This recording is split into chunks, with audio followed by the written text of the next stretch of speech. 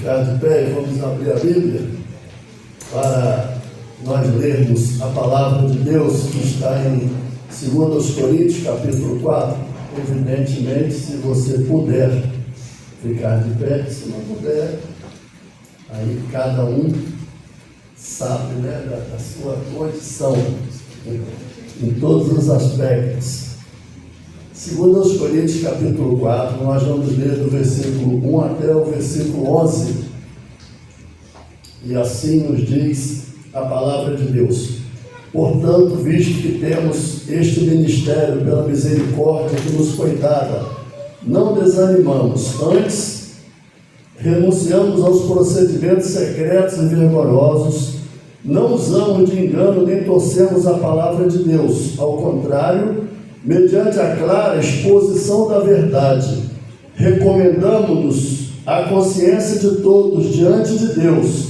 Mas se o nosso evangelho está encoberto, para os que estão perecendo é que está encoberto. O Deus desta era cegou o entendimento dos descrentes, para que não vejam a luz do evangelho da glória de Cristo, que é a imagem de Deus. Mas não pregamos a nós mesmos, mas a Jesus Cristo Senhor, e a nós como escravos de vocês por causa de Jesus. Pois Deus que disse, das trevas resplandeça a luz, Ele mesmo brilhou em nossos corações, para a iluminação do conhecimento da glória de Deus na face de Cristo. Mas temos este tesouro em vasos de barro, para mostrar que este poder, que a tudo excede, provém de Deus e não de nós. De todos os lados somos pressionados, mas não desanimados. Ficamos perplexos, mas não desesperados. Somos perseguidos, mas não abandonados. Abatidos, mas não destruídos. Trazemos sempre em nosso corpo o morrer de Jesus, para que a vida de Jesus também seja revelada em nosso corpo. Pois nós que estamos vivos, somos sempre entregues à morte por amor a Jesus, para que a sua vida também se manifeste em nosso corpo mortal. Feche os olhos, Pai, e bebendo do poder do sangue de Jesus e da unção do Espírito Santo, esta palavra só será edificante e uma bênção se o teu Espírito aplicá-la em nosso coração. Abençoa a tua igreja para ouvir a tua palavra em nome do Senhor Jesus. Amém. Meus irmãos, essa semana saiu na revista Veja uma reportagem sobre perfumes falsificados.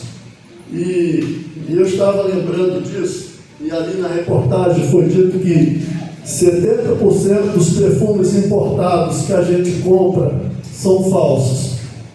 E ninguém gosta de uma coisa falsificada, né? Eu lembro que não estava nem pensando em dizer isso, mas eu lembro que uma vez eu vi um anúncio assim, a jaqueta de couro e tal. Aí eu peguei e comprei, estava com preço bom, e quando eu recebi, levou quase 2 meses, veio uma capa de chuva bem fininha. E eu não quis me estressar, porque eu tenho uma natureza assim, impulsiva. Eu falei, vou deixar isso para lá, não vou me aborrecer não. E deixei para lá. Mas, ou seja, eu comprei, como diz aí, né, gato por lebre. E nessa carta de Corinto, nessa carta de Paulo aos Coríntios, são 2 cartas que ele escreve, e ele tem essa preocupação de falar da questão de falsificação. E o tema dessa mensagem é o Evangelho verdadeiro e o Evangelho falso. Eu não sei se vai dar tempo de falar tudo que eu planejei, mas eu quero enfocar mais no verdadeiro do que no falso, porque é o verdadeiro que edifica. E nessa carta acontecem umas coisas assim interessantes, você fica conhecendo um pouco da natureza do apóstolo Paulo. Por exemplo, no capítulo 1, versículo 23, ele enfoca que a pregação dele era a cruz. Paulo enfocava a cruz, ele destacava a cruz. Eu vou falar um pouquinho sobre isso nessa mensagem.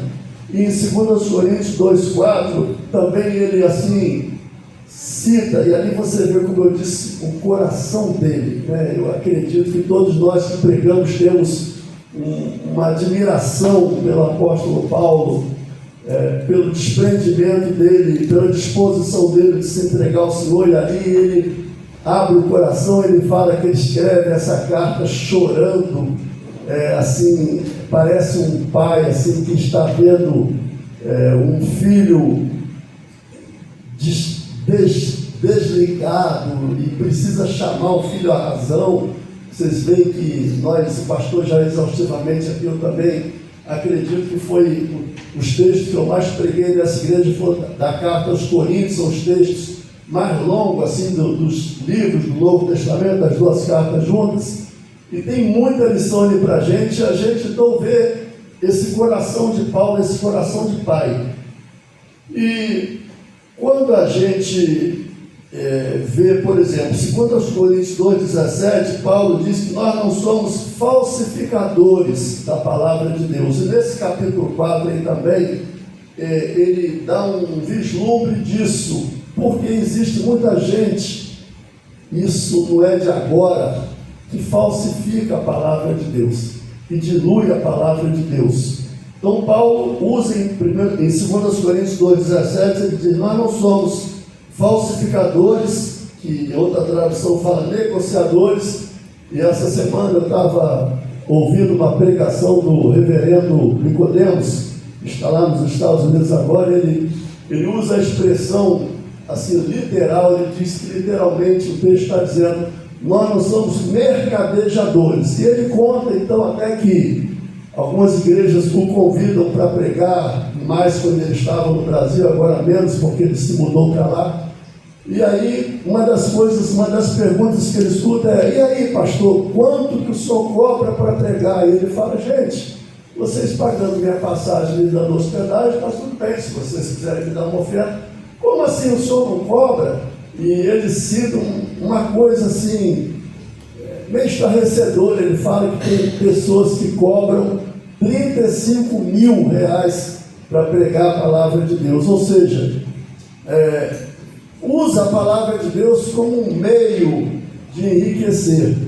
E nós que pregamos o Evangelho, Paulo diz que a piedade não é fonte de lucro, ou seja, o Evangelho não é fonte de riqueza. Eu estava pensando que nesses 47, 48 anos que eu tenho de igreja, eu já vi muita gente crente, sincera, piedosa, bons cristãos, e eu não vi nenhum deles se tornarem ricos porque se tornaram crentes.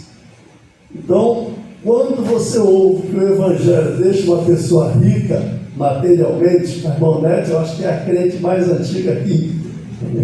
A irmã Nete é uma pessoa rica, bilionário, pastor, é crente antigo, Glaucia, eu e outros que são crentes antigos. O Evangelho não deixa a gente rico materialmente, porque a finalidade do Evangelho não é prover bens materiais para a pessoa. A finalidade do Evangelho é prover o céu para nós.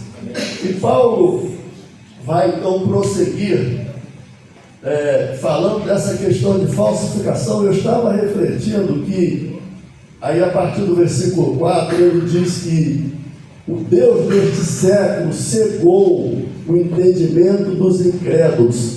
E essa pregação, de certa forma, ela é uma extensão de uma pregação que eu já fiz aqui sobre a glória de Cristo em nós. E hoje o pastor citou na EBD, quem não veio deve passar a vir, é bom ouvir a palavra de Deus. Houve perguntas interessantes, respostas boas. Então, vamos abraçar a causa da EBD, quem não está vindo, amém? Quem se aval para fazer esse convite, pastor? Levanta a mão e diz amém. Não vamos abraçar, porque eu acho, às vezes, assim, às vezes a escola começa com 10 pessoas, o pastor prepara a aula com carinho aí, você não vem, é como eu falava, vai almoçar lá em casa, o almoço é meio-dia, que você vai, chega 3 horas, a comida já esfriou, não vamos fazer uma forcinha, escuta esse convite como sendo do Espírito Santo e com amor, tá bom? Faça um esforçozinho, acorda mais cedo e venha para a EBD. Então Paulo, ele enfoca essa questão da falsificação, do diabo trabalhar para arrancar, para confundir. E ele diz que se o nosso evangelho está encoberto, a partir do versículo 3 aí, se você puder olhar para a sua Bíblia, ele diz que se o nosso evangelho está encoberto, para os que se perdem está encoberto. Ele diz, nos quais o Deus deste século cegou o entendimento dos incrédulos. E quando eu estava analisando esse texto, veio ao meu coração a parábola do semeador, que está em Marcos 4, versículo 3. E na parábola do semeador, que quando o Senhor Jesus enfocou aqueles tipos de solo que recebem a palavra de Deus, ele fala que uma parte da semente caiu na beira do caminho, a outra caiu no terreno pedregoso e a outra caiu entre espinhos. Então, o nosso coração, o seu coração hoje é um solo. Você está ouvindo a palavra de Deus. Toda vez que eu vou pregar, eu nunca disse isso, e eu não sei se o pastor João Pedro sente isso, mas meu coração fica um pouco acelerado, eu fico preocupado, porque eu tenho que corresponder ao que Deus quer, e eu só vou ser uma bênção para você se eu corresponder ao que Deus quer. A palavra que você está ouvindo, ela é a palavra de Deus. E no Salmo 118 diz que essa palavra está firme no céu. Então você não pode ouvir essa palavra como você ouve um jornal. Então Paulo diz que o diabo, ele cega o entendimento. Nessa parábola de Marcos 4, a partir do versículo 3, o Senhor Jesus então fala dessas coisas. E por que eu estou citando a parábola? Porque lá, no texto que a gente leu da mensagem, 1 Coríntios 4, a partir do versículo 4, o diabo trabalha para cegar o entendimento, mas ali, na parábola de Marcos 4, a partir do versículo 3, é dito que também o coração que ouve a mensagem, principalmente na última explicação que é dada, quando fala das provações da vida, quando você ouve o Evangelho, o Senhor Jesus foi explicar isso aos discípulos e aos apóstolos. E ele diz que os cuidados da vida e a sedução das riquezas podem sufocar a mensagem do Evangelho. E nós estamos vivendo num tempo de muita ansiedade, de muita preocupação, de muito desejo de ganhar dinheiro. E não há problema nenhum em você trabalhar e prover o sustento da sua família, querer morar numa casa arrumadinha, mas isso não pode ser a sua prioridade. Eu já disse aqui que eu tenho vontade de ter um sítio, mas até hoje eu não tive, por N razões. Minha esposa até fala, é perigoso, é assalto e tal e tal.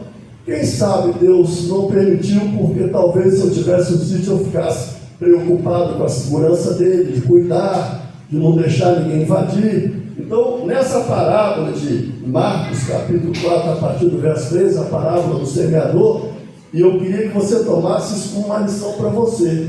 Tenha cuidado, que os cuidados, as suas preocupações, as suas ansiedades não sufoquem a mensagem do Evangelho.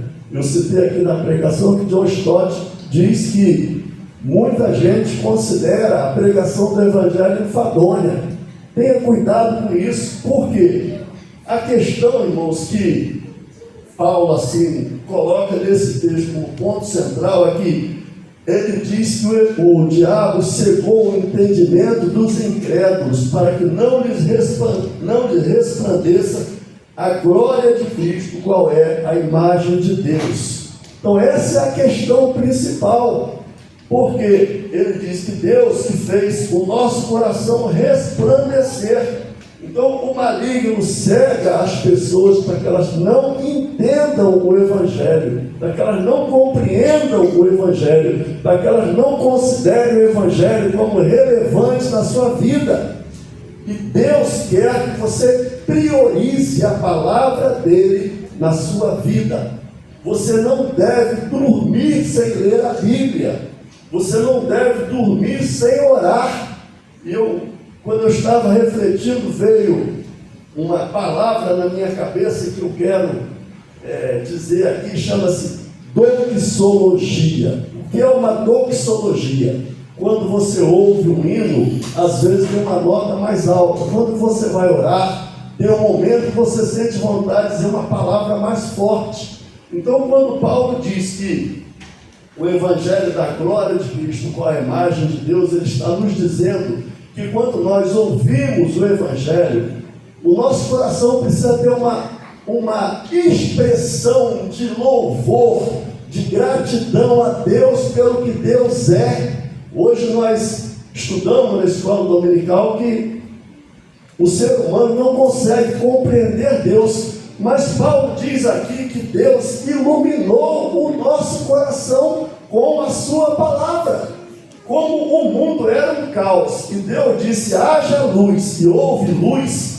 Teve um dia na minha vida que o Espírito Santo instalou no meu coração e disse: haja luz.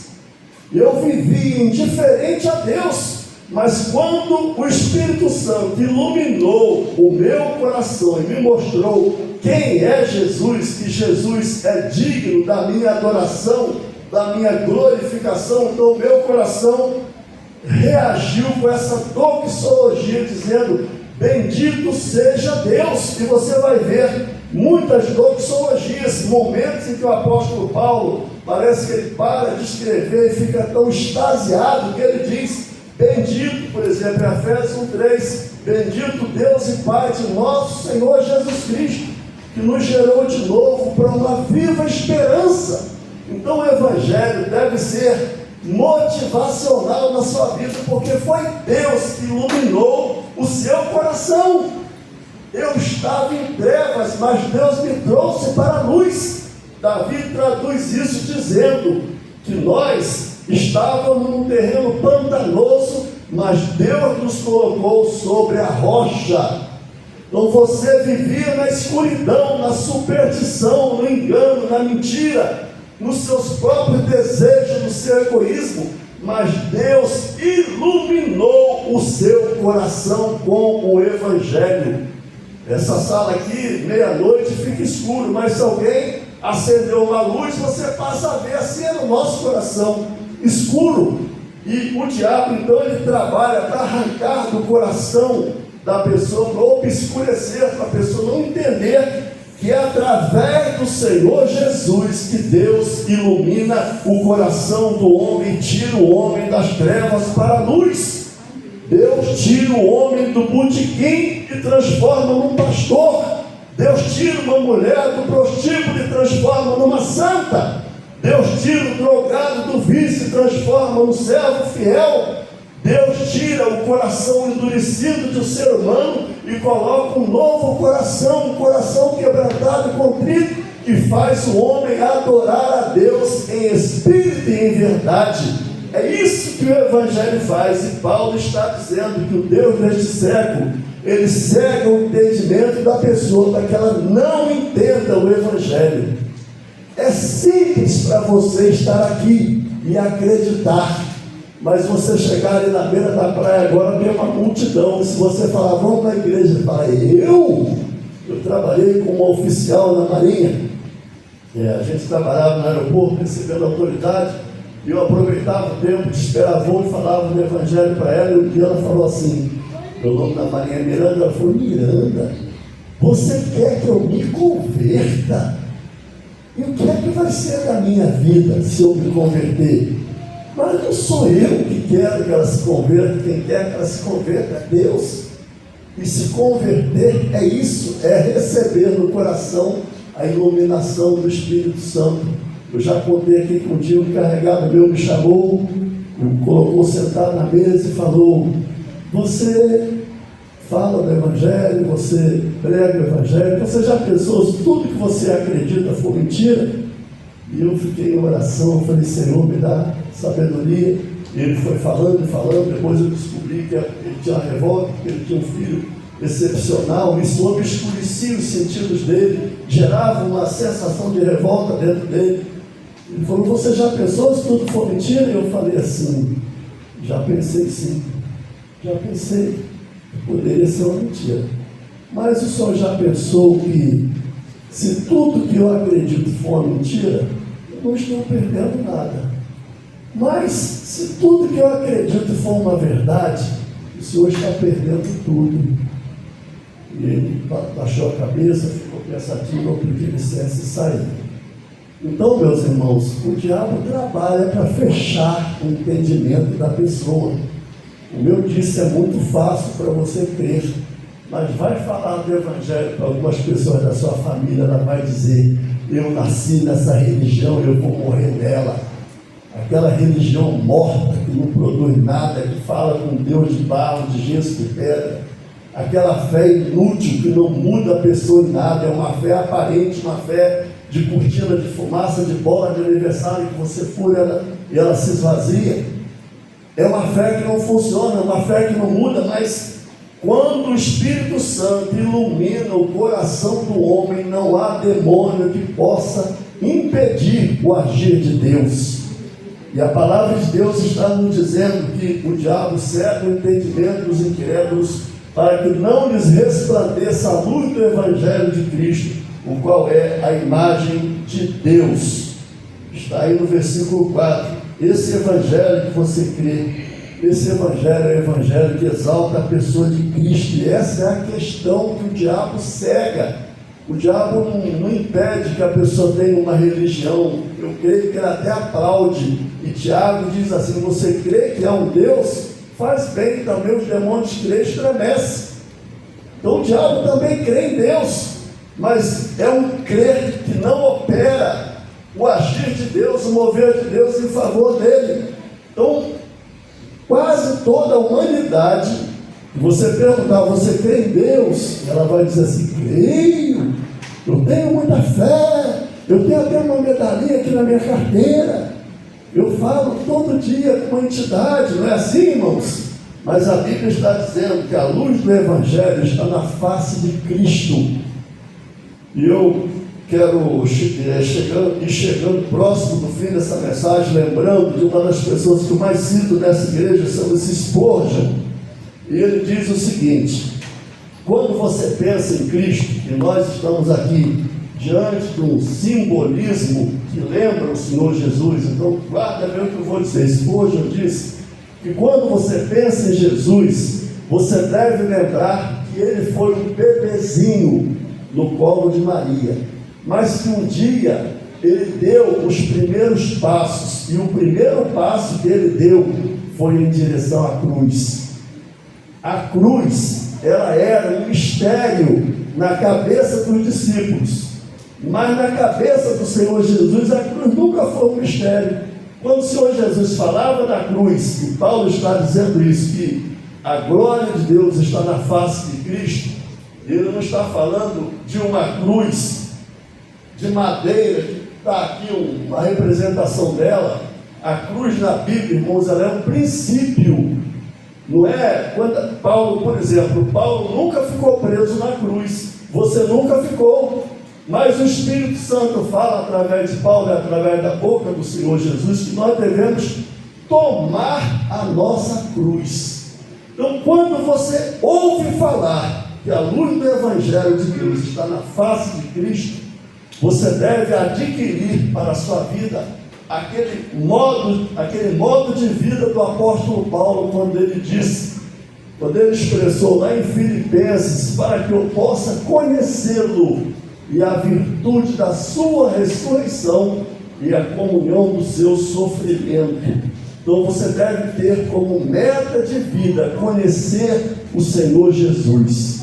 Ele diz: para que eu possa conhecê-lo e a virtude da sua ressurreição e a comunhão do seu sofrimento. Eu sei que eu estou falando de uma coisa profunda que não é minha, mas é a do Espírito Santo, esse assunto da cruz. E repito, a cruz não é esse princípio de cruz que Paulo fala, que ele pregava Cristo crucificado. Ele não está falando de um objeto que tinha lá um peso, um objeto assim de madeira, mas ele está falando de um princípio. A cruz é um princípio, e a cruz é o único princípio que Deus usa, e isso é o Evangelho de Deus na face de Cristo. É o único princípio que Deus usa para desintegrar o ego do ser humano. O pastor hoje realçou na EBD a questão da dureza do coração humano. A única coisa, como o Senhor disse ao profeta Jeremias, a minha palavra é o martelo que quebra a pedra, é o martelo que bate. O que o Espírito Santo usa para matar o ego, para quebrantar o ser humano, é o princípio da cruz. O Espírito Santo mandou que eu tomasse a minha cruz a cada dia. Se você tem deixado essa cruz de lado, a palavra de Deus está dizendo que o Evangelho de Cristo, o Evangelho da glória de Deus, é o Evangelho da cruz. A cruz é o meio de Deus deslocar o ego da minha vida. Eu não posso viver da maneira que eu saí da barriga da minha mãe. O Evangelho precisa brilhar na minha vida com tal intensidade. Como eu citei aqui uma vez, você fica no sol e a sua pele fica morena. Quando você fica na presença de Deus, alguma coisa precisa ser produzida dentro de você, um tipo de relacionamento íntimo com Deus, que você então toma sobre si a sua cruz, carrega a sua cruz. Não quer dizer que você vai botar o objeto e sair carregando como é feito nas Filipinas, não. É um princípio que você precisa morrer para você, para que você possa viver para Deus. É fácil explicar isso, pastor? É fácil botar isso no coração do ser humano? Que é fácil eu entender que eu preciso morrer? Não, porque eu quero viver.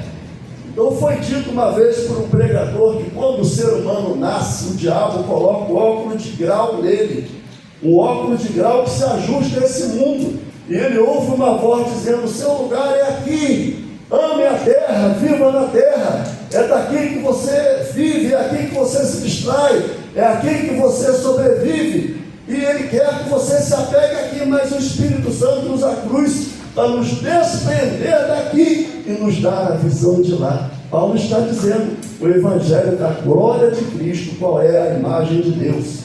E foi dito por outro pregador o seguinte: se você não seguir o princípio de Cristo da cruz, você não quer estar onde Cristo está. E onde é que o Senhor Jesus está? A Bíblia diz que ele está onde? À destra de Deus. Mas o que é que a gente gosta? A gente gosta daqui. Não foi isso que João e Tiago, né, que Jesus chamou de filho do trovão? Foi João e João, acho que Tiago. Então, aí você fala assim: o apóstolo João era mansinho, era uma pessoa branda, mas a Bíblia diz que Jesus chamou de filho do trovão. O trovão é mansinho? Mas quando Jesus entrou no coração de João, tornou João amável. Quando você lê o Evangelho de João, você vê uma pessoa mansa, uma pessoa quebrantada, dominada pelo Espírito Santo. É isso que Deus está falando comigo e com você. É isso que o diabo trabalha para cegar o entendimento das pessoas, para que elas até tenham uma religião, até venham para a igreja, até deem oferta, até apertem a mão do pastor, mas não queiram a cruz, não queiram morrer para si. Mas o Espírito Santo bate na minha consciência e na sua consciência, dizendo: quando você aceitou Jesus, você morreu para o mundo. Isso Paulo vai dizer na carta aos Colossenses: portanto, vós que já ressuscitaste com Cristo, pensai nas coisas de cima e não nas que estão na terra. Buscai as coisas do alto, onde Cristo está sentado à destra de Deus, porque morrestes e a vossa vida está escondida com Cristo em Deus. Quando você aceitou Jesus, você morreu para uma vida velha e você nasceu para uma vida nova. Portanto, quem está em Cristo, nova criatura é. Eu vou encerrar minhas palavras com esse texto repetido no Colossenses 3. Portanto, se já ressuscitastes com Cristo, buscai as coisas de cima e não as que são da terra. Pensai nas coisas do alto, onde Cristo está sentado à destra de Deus. Não fique pensando no que é daqui, porque você não é daqui. Filipenses 3,20, Paulo diz: mas a nossa pátria está no céu. Você tem uma pátria nova. você tem um CPF novo, você tem um novo nome, uma pedrinha com um novo nome que Jesus vai te dar. Essa semana, e o texto vai concluir dizendo que nós somos atribulados, mas não abatidos. Eu estava no hospital da Marinha, fiz a consulta de catarata, e todo mundo viu aí no noticiário, uma bala perdida entrou lá e matou uma médica, que era vice-diretora, que estava fazendo a palestra, e aquilo me abateu tremendamente, porque eu fiquei pensando, podia ser comigo. Vocês poderiam hoje estar dizendo assim, coitado do pastor Juscelino, estava lá no hospital, a bala entrou e matou. Podia ou não podia ter sido comigo? Ela era uma pessoa de boa, todo mundo elogiou, que ela dava atenção a todo mundo. Então, eu quero dizer com isso que a nossa vida é breve, que as tribulações que você passa não são para você se desesperar, porque Deus é com você. O Deus que tomou você pela mão, Ele vai te conduzir até o último dia, até seu último suspiro. Então não fique temeroso, não fique apavorado, não deixe as coisas desse mundo se avolumar aos seus olhos, mas tome o Senhor Jesus como a sua luz, como seu pastor. Não diga só o Senhor é meu pastor, mas diga o Senhor Jesus Cristo é o meu pastor e nada me faltará. Ele te levará pela sua mão, Ele te conduzirá, Ele preparará uma mesa para você se alimentar. E quando você acordar de manhã, expresse uma doxologia para Ele. Diga: Senhor, obrigado porque eu estou respirando, obrigado porque eu me levantei da minha cama. Meus irmãos, que Deus aplique esse texto ao nosso coração, à minha vida. Eu sei que estou cheio de falha, como eu falei, eu tremo quando eu tenho que vir aqui na frente. Prego o Evangelho desde que eu era novo, mas nunca me sinto sabedor de tudo e nem de nada. Eu dependo de Deus e você também depende de Deus. E Deus é com você, Ele não vai te deixar. Ele vai te guardar até seu último dia na terra. Pastor, vem aqui na frente, por favor. E nós vamos fazer uns minutinhos aí de Natal, né? Tá bom. Então, meus irmãos, toma essa palavra, pode ver, pastor, no seu coração. E que o Evangelho da glória de Cristo nunca seja roubado pelo diabo na sua vida, nem pelos cuidados da vida. Que Deus nos abençoe, em nome do Senhor Jesus.